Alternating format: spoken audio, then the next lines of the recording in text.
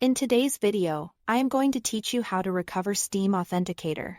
If you've lost your phone, deleted the app, or can't access your Steam Guard mobile authenticator, don't worry. I'll walk you through the exact recovery flow so you can get back into your account safely and smoothly.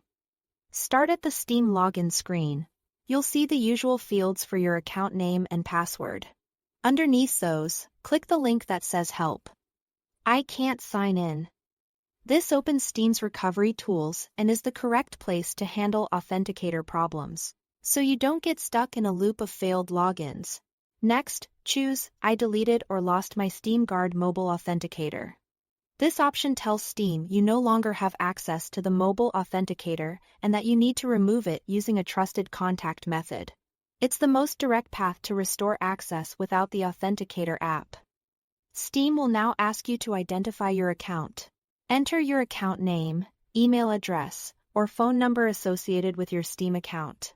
Type carefully and use whatever you are most confident is correct. If one doesn't work, try another known detail. Consistency matters here, as Steam uses this to match your account before sending a verification code. You'll then pick how to receive a code. If you still have the phone number linked to your account, select Send a Steam Guard code to my phone number. Make sure your device can receive SMS and that you have a stable signal. If you no longer have access to that phone number, choose I no longer have access to this phone number to use email instead. When using email, keep your inbox open and check your spam or junk folder if the message doesn't appear within a minute or two.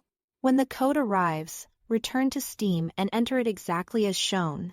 Codes are time-sensitive, so if it's expired or you made a typo, request a new one and try again.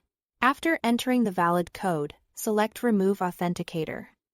This action removes the mobile authenticator from your account, allowing you to proceed without the app. It's a security-sensitive step, so only do this on a device you trust and never share your code with anyone. That's all to it.